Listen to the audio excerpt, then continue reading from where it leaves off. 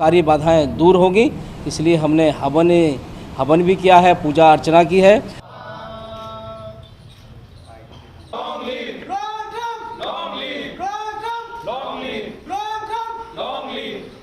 साथियों नमस्कार, मैं हूं नीरज पटेल और आप देख रहे हैं नेशनल जनमत।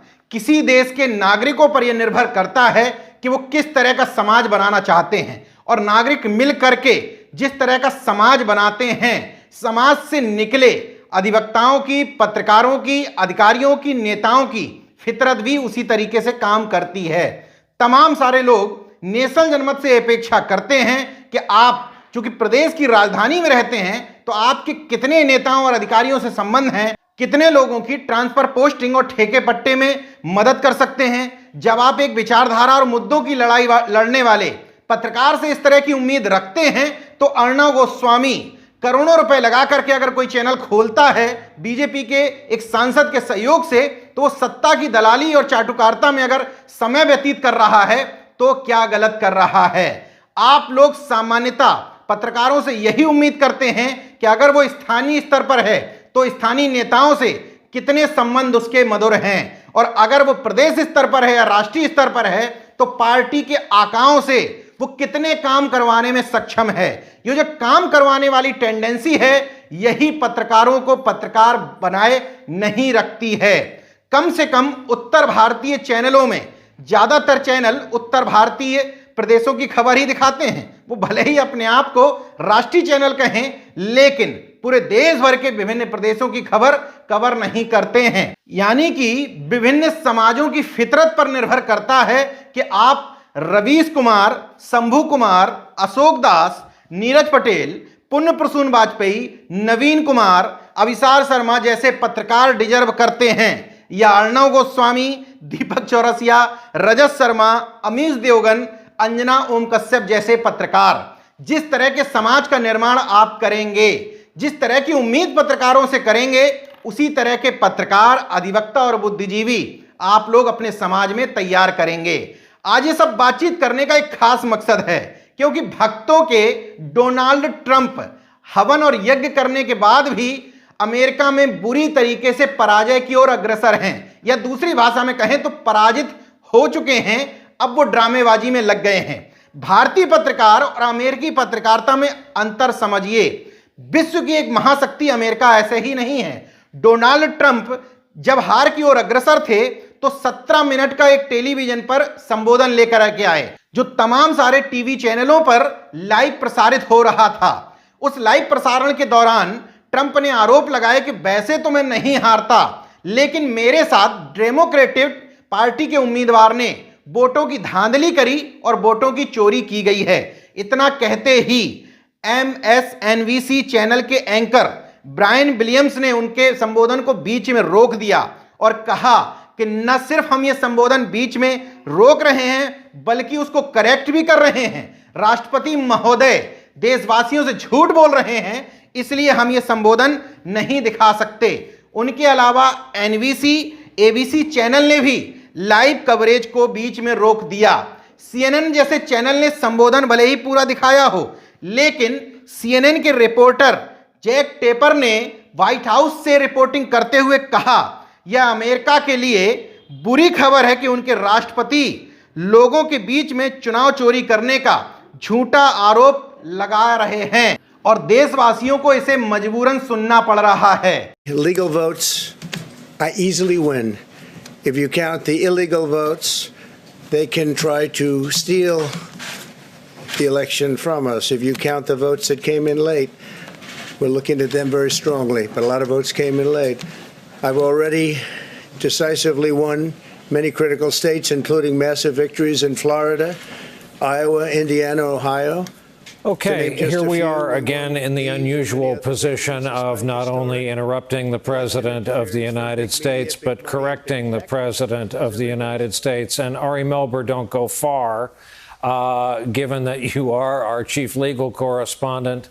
न सिर्फ टीवी चैनलों के अंदर इतनी क्षमता है, बल्कि ट्विटर अमेरिका के अंदर भी ये क्षमता है कि उसने चुनाव के दौरान राष्ट्रपति डोनाल्ड ट्रंप के कई ट्वीट को यह कहते हुए डिलीट कर दिया कि इसमें विवादित और भ्रामक सामग्री है।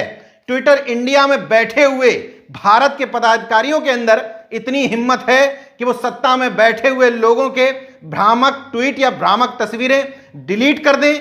कितनी हिम्मत है फेसबुक इंडिया में और ट्विटर इंडिया में? ये आप देख चुके हैं कि फेसबुक इंडिया के ऊपर यह आरोप लग चुके हैं कि दक्षिणपंथी मानसिकता से जुड़े हुए लोगों की गलत खबरों को भी वो डिलीट नहीं करते हैं, बल्कि उनके विरोध में आने वाली सामग्री को रोक देते हैं। एक उदाहरण और बताता हूं।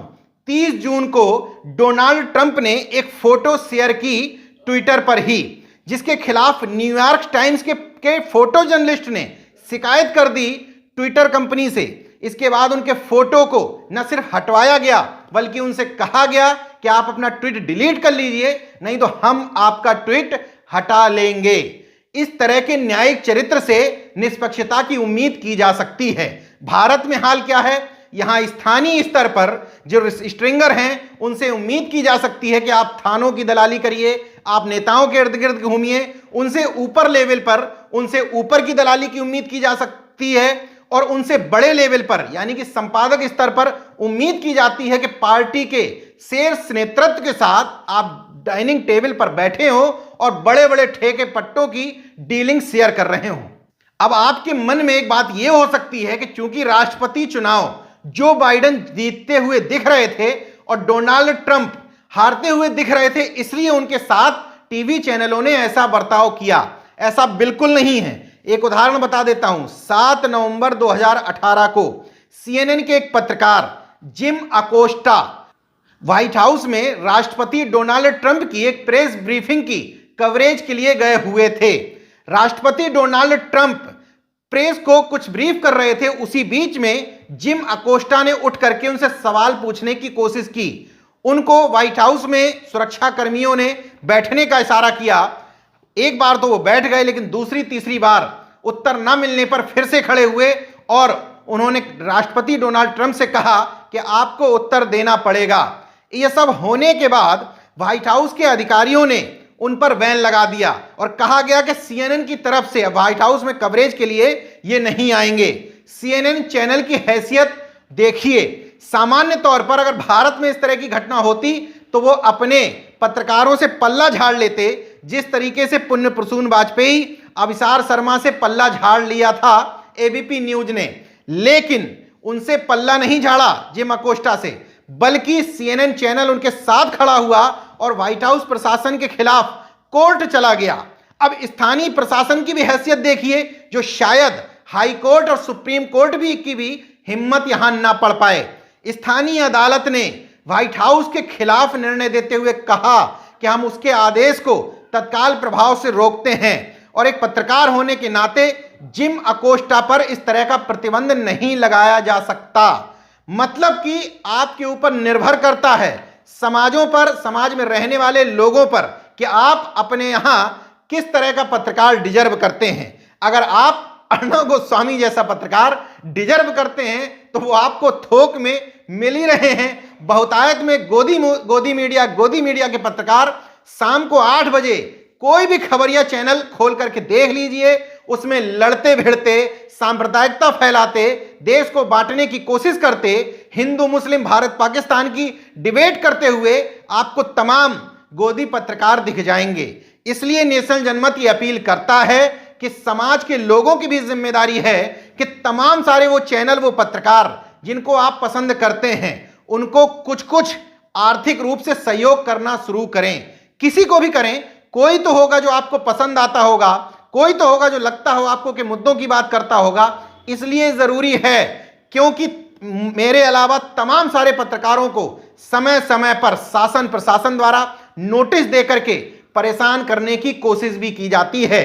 देखते रहिए नेशनल जनमत, जागरूक और सजग बने रहिए। साथ ही साथ लोगों को मीडिया लिटरेसी यानी कि मीडिया साक्षरता के बारे में जागरूक भी करते रहिए। जय विज्ञान, जय संविधान, जय लोकतंत्र। धन्यवाद। तो अगर आपने मेरा YouTube चैनल सब्सक्राइब नहीं किया तो प्लीज़ सब्सक्राइब कर लें और उस बेल आइकन पर जरूर क्लिक करें, जिससे जो मेरे न्यू वीडियो